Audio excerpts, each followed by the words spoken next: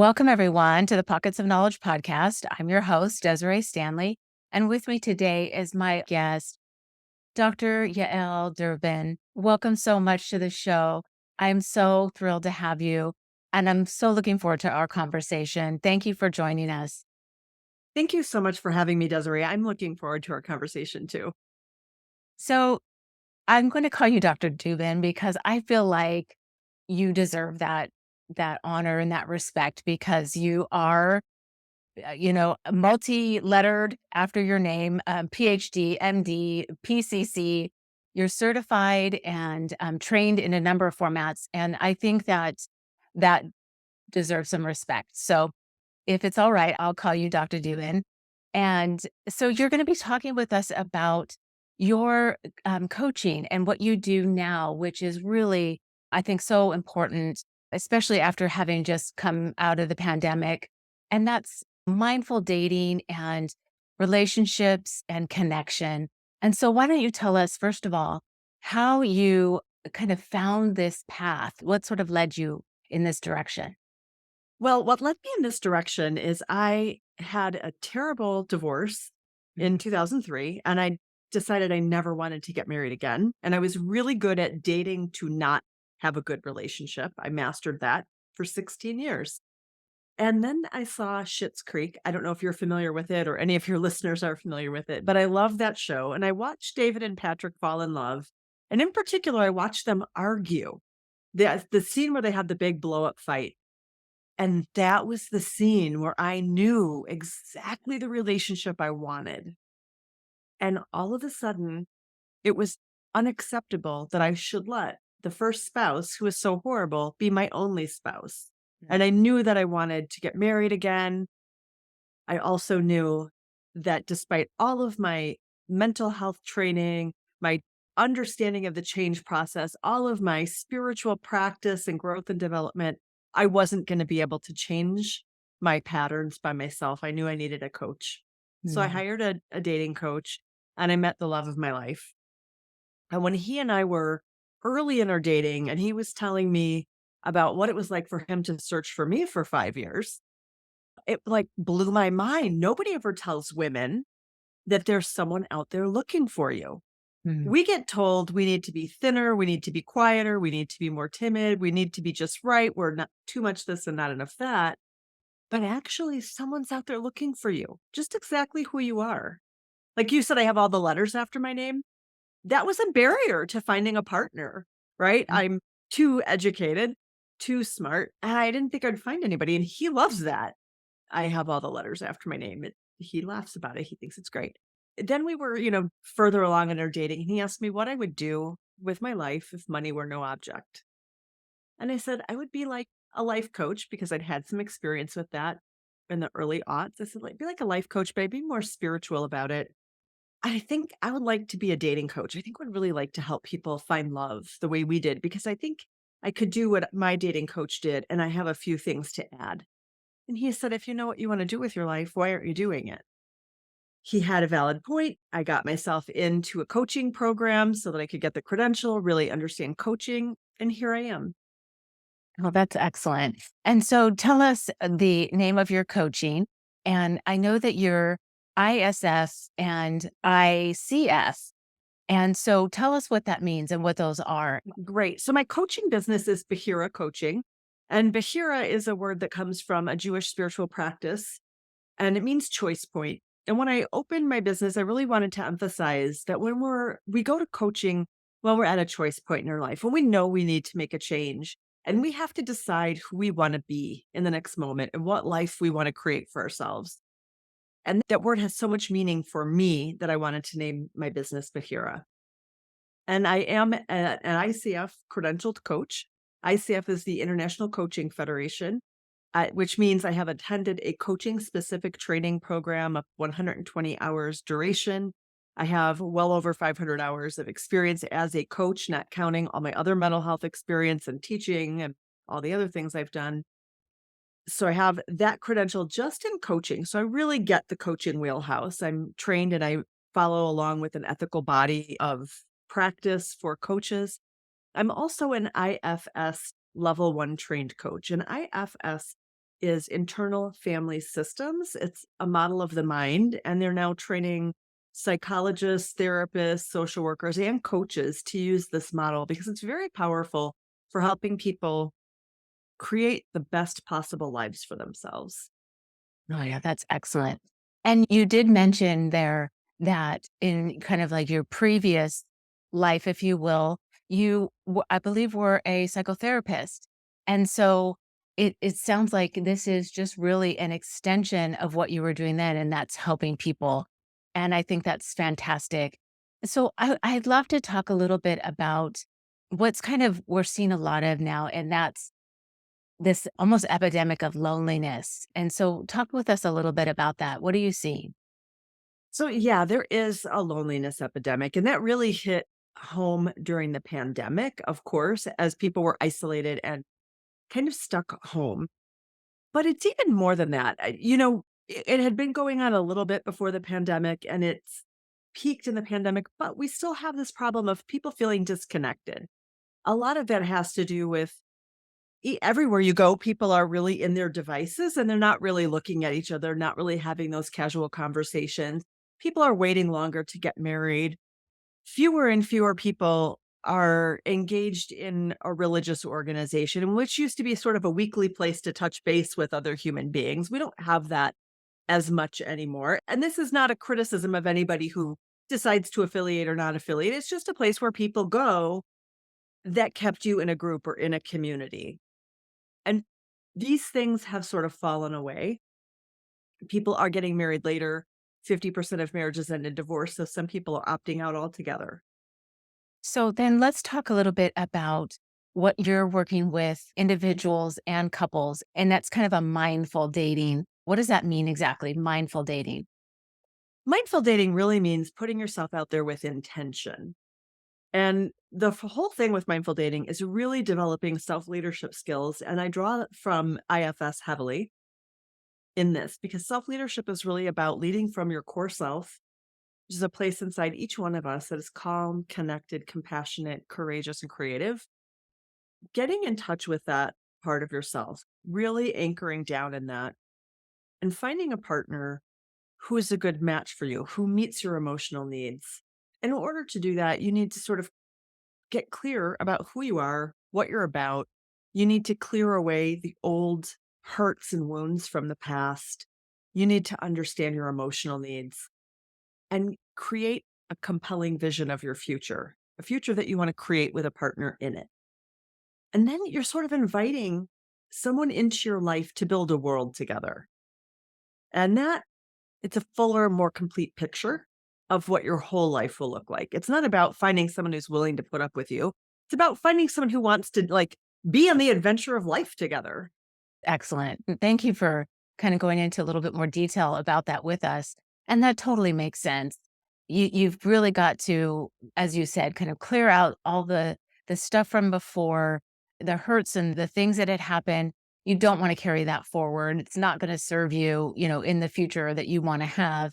And finding those things that you need to, work on yourself before going forward is key. And I want to talk a little bit now about the book that you wrote and share that with us because this is, I think, one of the key things that you're talking about right now, and that's working on yourself to make those changes. Yeah, absolutely. I do want to say one thing before I go into the book, which is you asked about couples. And for Sure. couples, I offer the path of partnership.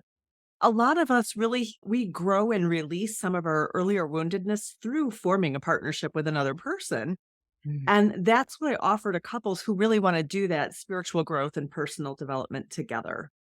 And so that's where Yeah. that comes in. And sometimes my mindful dating clients become my path of partnership clients as they're having like the first healthy relationship in their life at the age of 40 or 50. Which is harder than it sounds like it would be. It actually is like it's like a nail biter just to be healthy for the first time. So that's one thing. But the book is really written with the trans theoretical change model in mind for those of you who care about that. And really, what that means is it's founded in science of change and people who manage to change themselves successfully. And it is essentially a how to guide that walks you through a change process that's very similar, not identical, but very similar to what I do when I coach clients in a program. I have a 12-week program, and it walks you through really anchoring down in who you are, what you're about, getting clear on what you want to create for your life, establishing an action plan, and then moving forward on it. So it's very step by step, user friendly. Oh, that's excellent. And I think super helpful, right? Just clear path that people can follow to get them where they want to be. And so that's awesome. And thank you for telling us a little bit more about working with couples because, yeah, I mean, first of all, I want to say if, as you mentioned, when you're in your maybe later 30s, into 40s, you've kind of established your life in a pattern and in a way that maybe you don't want to compromise, but yet you want a partner, and how do you do that? And so that's a super valid point. And then talking a little bit about, being in a couple, in a relationship, and maybe after years, you maybe need to reconnect yourselves, right? Yes, absolutely. A lot of the times, from my perspective, the things that bring a couple to the brink or to the edge or that are persistent sources of conflict are really an invitation to growth. And I know that sounds sort of trite, and it's also true. No, it's a good point because it's like that fork in the road. And you could take one way and just say, all right, we're done. Or, use those things that may be occurring and work on them together to take the other path, which is to continue moving forward in your relationship together. So that's awesome.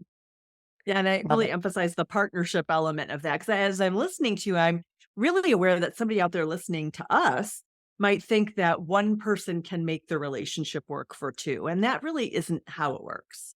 You really both have to be invested in that growth process together. Yeah, that's for sure. Because if somebody is just checked out, it doesn't matter how much work you do on yourself, it's not going to happen. But there's still something to be said for doing the work on yourself. Oh, absolutely. Yeah. Absolutely. Let's talk a little bit now about something that you had shared was there's maybe many things that people who are midlife singles, and I think you said there are 2 or 3 things that they're often doing that is a mistake that they're kind of making. And so what are those things and maybe how can they change course?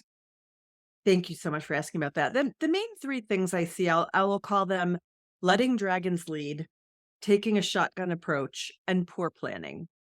And letting dragons lead is like when you let all of your bad experiences or any things you hear in the media or what your friends are telling you hijack you, blend with you, and keep you from really being emotionally available. Keep you from setting boundaries because actually, believe it or not, setting boundaries is part of being emotionally available and getting sort of focused on the one or the one that got away or compromising yourself in a way so that you can have someone to stick with you. Taking a shotgun approach is when you don't really know what you're aiming for, so you just scatter it all out. I'll hit something. And you might hit something, but it might not be what you really want to hit. That ends up being a mistake. And usually there's a lot of regret in hindsight on that. And poor planning is really not taking the long view. Doing things like starting out as friends, dating sporadically, because you're not clear on what you want, you're not sure what you're aiming for, you don't know how to assess if somebody's a good fit for you or not. Yeah, and so those are the big 3 that I'm really seeing. Yeah, and that makes sense. I mean, absolutely. I love that concept of the dragon, and these are these things that they're like in charge, they're out front, and it's just kind of making a huge mess. And in the shotgun, oh my gosh, it's so true. You've got this target, but you're just like, woo, you're all over the place. That's not going to work for you either. So I love those. Totally awesome. So then let's talk about how those things are really getting in the way and what to do about it. Excellent. Yeah, so how these things get in the way is when you're letting your dragons lead. Another way to look at that is through the internal family systems model, that's letting a part of you lead. That's letting your avoidant part lead, or your anxious part lead, or your people pleaser lead, or your protective bitter part lead. And those parts, they don't really make good choices and they're not great at relationships. And they tend to bring out the worst in other people and tend to get you exactly the opposite of what you're looking for. And like I said, when you take a shotgun approach, who knows what you're going to hit? It might be a keeper, it might not be. And you might not have a tag for that elk. It just might not be the thing you want to bring home. When you don't plan, really what I see is people get in relationships that they later regret. They find themselves compromising a little bit at a time until 5 years down the road, they hate this person, they hate their life, they don't know what they're doing together. Or they get really attached to somebody who's unhealthy for them because they've allowed themselves to spend time with someone thinking in scarcity mentality. There's no one there for them. They don't even know what they want to create anyway. So, what's the big deal? And then they're in a really unsatisfying situation for them.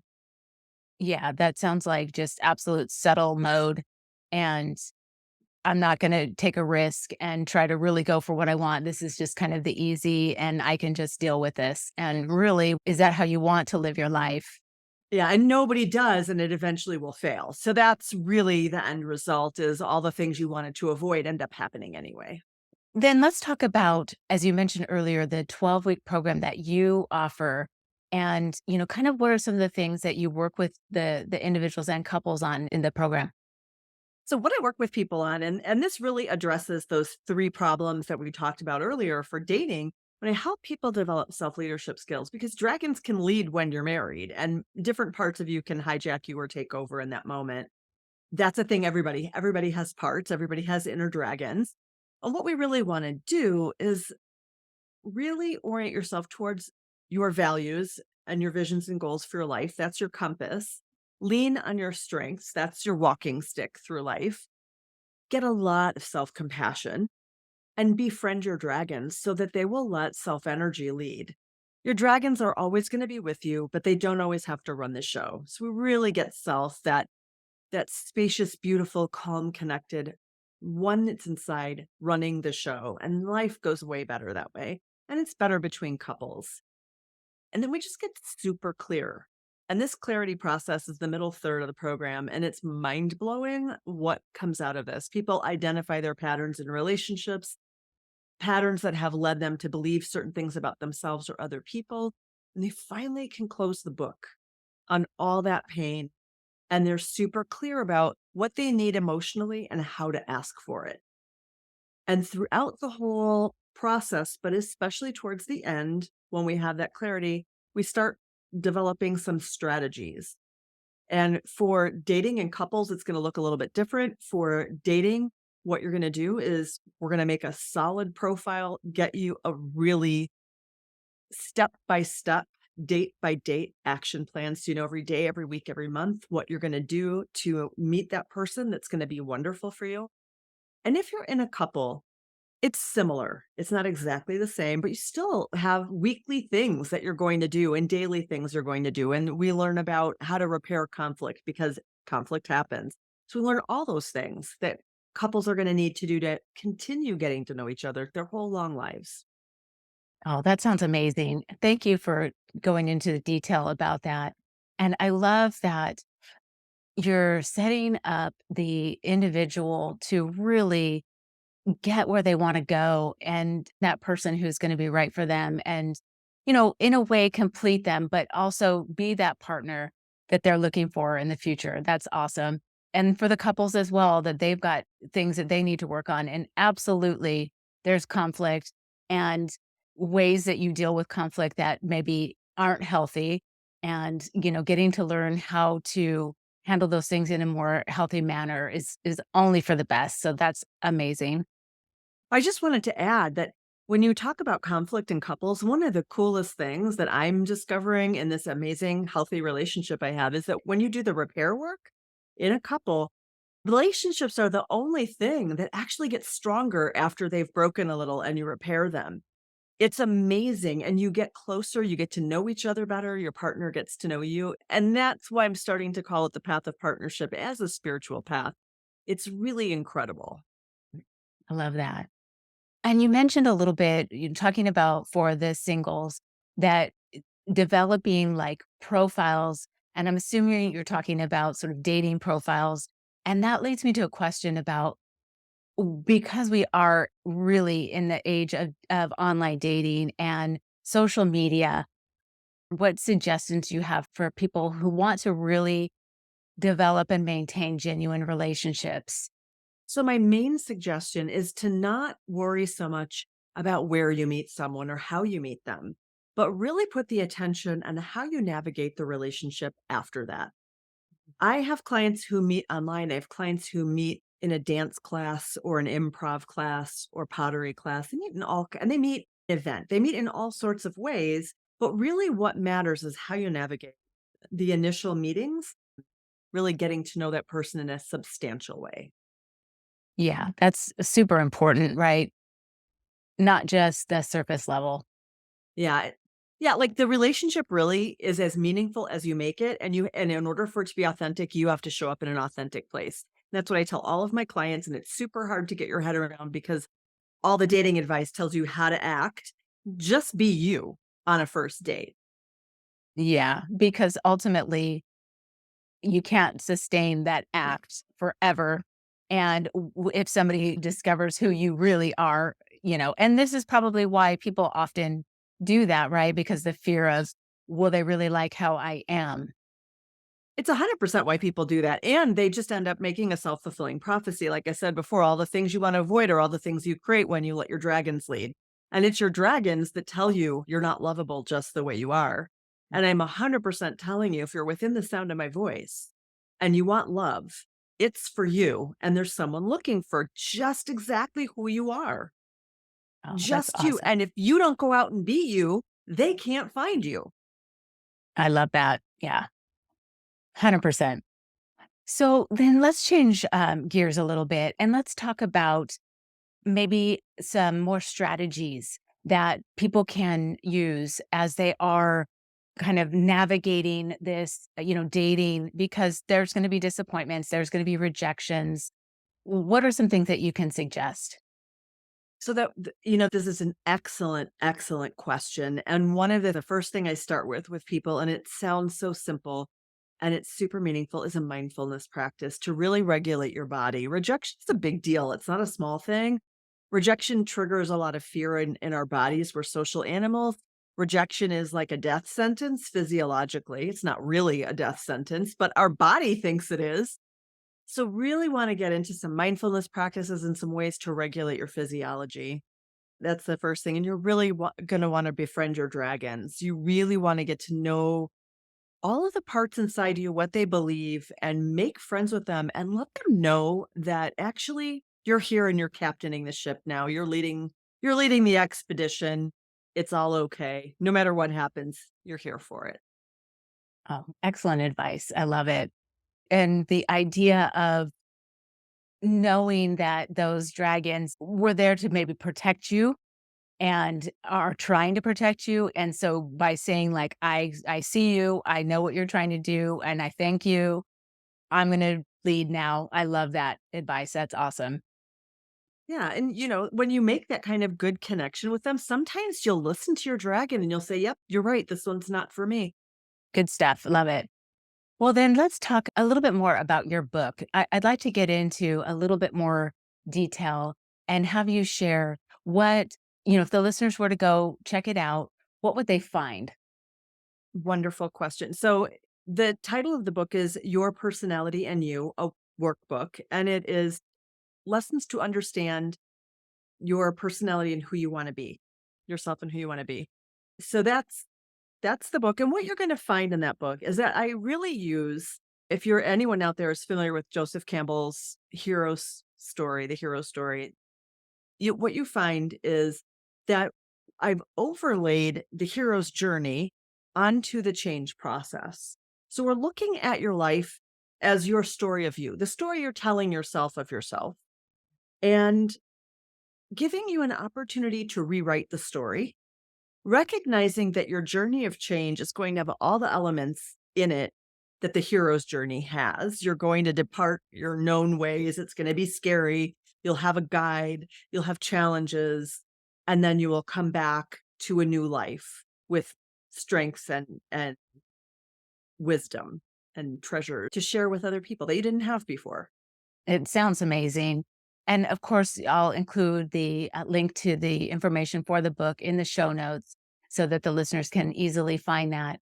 That's fantastic. And you talked about the hero's journey. And so if there's, tell us a little bit more about books that you have found beneficial or influential for yourself that you think would be helpful for the listeners. Oh, I have a list of 5 that I tell everybody about. No Bad Parts by Dick Schwartz is a great book. It's a great introduction to internal family systems. If you are part of a partnership or want to be, also by Dick Schwartz is You Are the One You've Been Waiting For. Excellent book.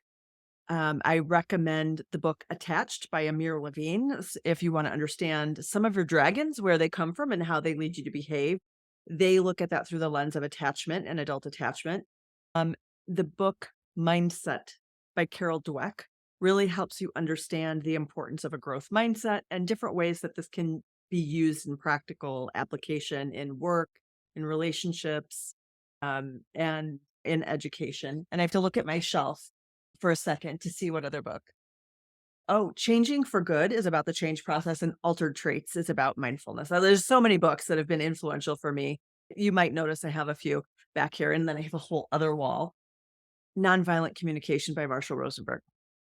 Oh, fantastic. Thank you so much for sharing those. And yes, you do have books on books on books, and I love it. And that just really speaks to what we were talking about before we started, and that's your love of learning and all of the training and all of the things that you have done to really prepare you for being the best at what you do to help others. And let's talk a little bit about that because, we touched on the fact that you were trained and you were a psychotherapist.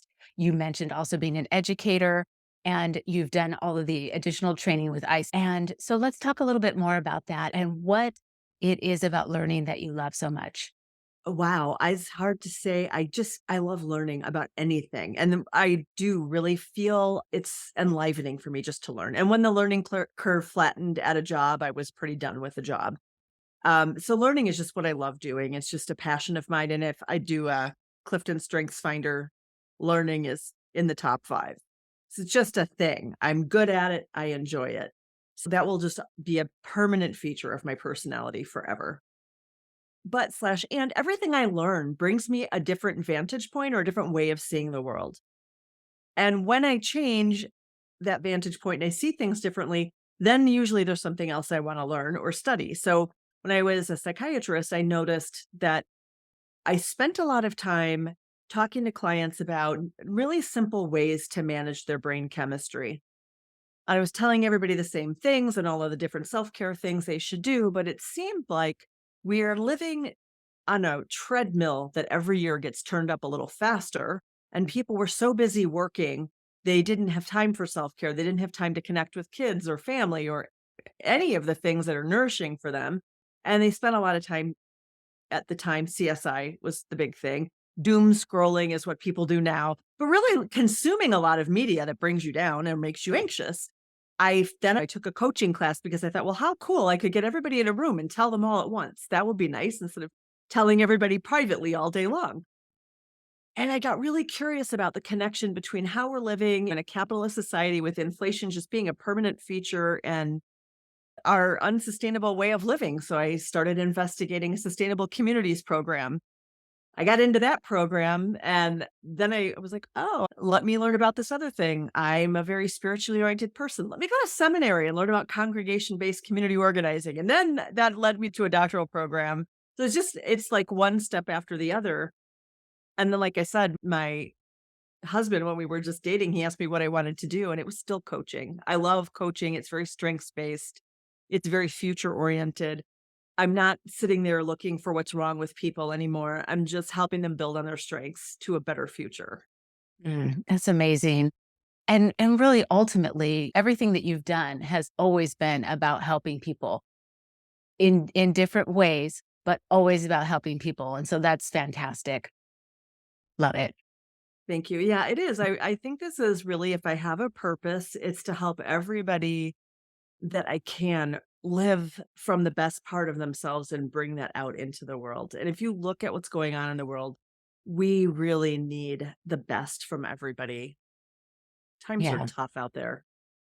Yeah. And it can be very easy to, like you said, doom scroll or watch things that are very negative, which, in turn just repeat cycles of negativity in your own head. And that's not helpful for you or anyone else. And so absolutely being the best that you can be is going to help everyone around you. Well, let's wrap things up at this point. And I mean, I so enjoyed our conversation, and we could dig into this for probably many, many hours, but we discussed some books that were super helpful, and I'll include those in the show notes. Let's talk about if you enjoy listening to podcasts, if there's any podcasts you'd like to suggest that the listeners check out that could be helpful. Well, I listen to some podcasts. I think obviously your podcast is fantastic and people should be checking it out. I listen to a couple right now on more mindset oriented things. And I'm trying to think. So, Authentic Conversion, I'm listening to Nicole Spencer's podcast, and I listen to a podcast called Intimate Judaism, which is about intimate relationships in a Jewish context. I'm trying to think that those are really the most prominent ones on my list right now. Things Oh that yeah. uplift me. Yeah, for sure. That's excellent. Great suggestions for sure. And I'll include those as well. I always encourage listeners to find different things that make sense for what they need at the time that they're in. And so I love those different suggestions. So thank you for sharing them. Hmm. And lastly, Dr. Dubin, I would so love it if you would share if people have questions and want to reach out to you to maybe discuss your program, discuss maybe questions that they might have about the dating cycle that they're in. How would they be able to reach you? I will give you my link tree link. They can access some freebies there. They can get into my podcast. They can get into my YouTube channel. They can get on my mailing list. And they can always email me at yael@bahiracoaching.com. And I do offer a really quick meet and greet for free. And we could just get acquainted and then kind of see where we go from there. Awesome. I love that. Thank you so much for sharing that. And I'll include all that information in the show notes as well. Thank you again, Dr. Dubin. I appreciate your time and your knowledge, which is extensive. And thank you for sharing that with us in this time. I do appreciate it. I appreciate you having me on so much. Thank you so much, Desiree. All right. We'll talk more soon.